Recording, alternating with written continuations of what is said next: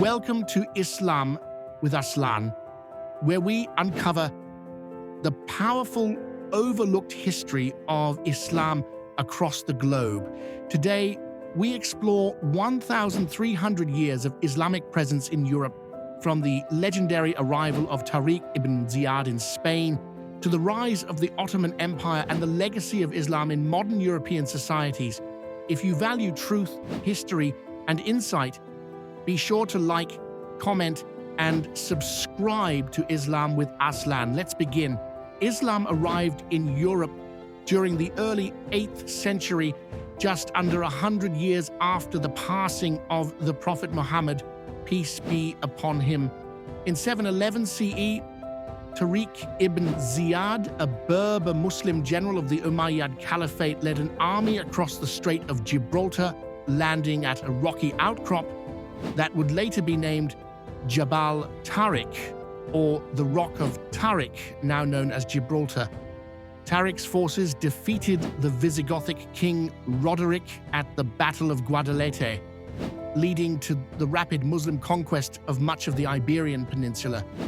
The region came to be known as Al-Andalus and was governed by Muslims for nearly 8 centuries. The Golden Age of Al-Andalus. The Islamic rule in Spain was not just about military conquest, it marked the beginning of one of Europe's greatest cultural and scientific eras, the Umayyad Emirate and later the Caliphate of Cordoba under Abd al-Rahman III, who declared himself caliph in 929 CE, turned Cordoba into a beacon of civilization. By the 10th century, Cordoba was one of the largest cities in Europe, home to hundreds of mosques, libraries, and schools. Scholars like Ibn Rushd, Averroes, a philosopher and physician, and al-Zahrawi, a pioneering surgeon, lived and worked here. The city became a symbol of coexistence among Muslims, Christians, and Jews, where knowledge was shared and preserved. It was through this environment that much of classical Greek knowledge was translated into Arabic and then reintroduced to Europe, helping spark the European Renaissance. However, political fragmentation began to weaken Al-Andalus. Internal divisions led to the rise of rival Muslim kingdoms called taifas, which made the region vulnerable to Christian kingdoms in the north. The fall of Al-Andalus, the Reconquista, the Christian campaign to reclaim Iberia, began in the 11th century. Key losses included Toledo in 1085, Cordoba in 1236, and Seville in 1248. The final blow came in 1492, when the Catholic monarchs Ferdinand and Isabella conquered Granada, the last Muslim kingdom. That same year, Muslims and Jews were ordered to convert to Christianity or leave Spain. The Spanish Inquisition targeted Moriscos, Muslims who had converted but were suspected of practicing Islam secretly. By 1609, the Moriscos were expelled, effectively ending centuries of Islamic presence in Iberia. The rise of the Ottomans in Eastern Europe.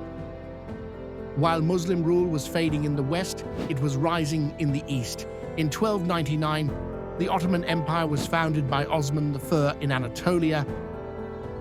By the 14th century, the Ottomans had begun to expand into the Balkans. A pivotal moment was the Battle of Kosovo in 1389, where Sultan Murad I led Ottoman forces against a Serbian-led coalition. Though Murad died in the battle, the Ottomans prevailed, establishing a long-term presence in the region. By 1453, Sultan Mehmed II, also known as Mehmed the Conqueror, captured Constantinople, transforming it into Istanbul and the capital of the Ottoman Empire. From the 15th to 17th centuries, the Ottomans ruled much of southeastern Europe, including Albania, Bosnia, Kosovo, Macedonia, Bulgaria, Greece, and parts of Hungary and Romania. They built mosques, schools, baths, and cities. Sarajevo, for example, flourished as an Islamic center, sometimes referred to as the Jerusalem of Europe due to its religious diversity. The Battle of Vienna in 1683 marked the halt of Ottoman expansion into Central Europe. Over the following centuries, the empire gradually retreated, but its legacy endured. Native European Muslim populations, one of the most enduring legacies of Ottoman rule, was the native Muslim populations in the Balkans. Bosnian Muslims, Albanian Muslims, and Turks in Bulgaria and Greece are among the oldest indigenous Muslim communities in Europe. Despite wars and political upheavals, including the Balkan Wars, World War I, and the breakup of Yugoslavia, these communities have remained, preserving their faith and identity. During the Bosnian War, 1992 to 1995, Muslims in Bosnia and Herzegovina faced genocide and ethnic cleansing. The resilience of the Bosnian Muslim community in the face of such adversity has become a symbol of the enduring Islamic presence in Europe. Modern migration and the Muslim diaspora. In the 20th century, a new phase of Islam in Europe emerged, not through empire, but through migration. Following World War II, European countries facing labor shortages invited workers from Muslim-majority countries. France saw migration from Algeria and Morocco, Germany from Turkey, and the UK from Pakistan, India, and Bangladesh. These workers settled, raised families, and built communities. They established mosques, Islamic centers, and schools, laying the foundations for a vibrant Muslim diaspora in Western Europe.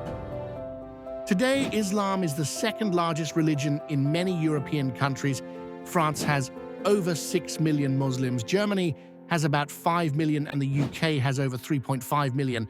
Major cities like London, Berlin, and Paris are home to thriving Muslim neighborhoods. Despite challenges like Islamophobia and political scrutiny, Muslims have become deeply embedded in European culture and society as doctors, athletes, artists, entrepreneurs, and elected officials. Thank you for joining us on this journey through the profound and often overlooked history of Islam in Europe. If you found this video insightful, please like, comment, and subscribe to Islam with Aslan, where we share powerful stories from Islamic history across continents. Turn on the notification bell so you never miss a new episode. Until next time, peace be upon you.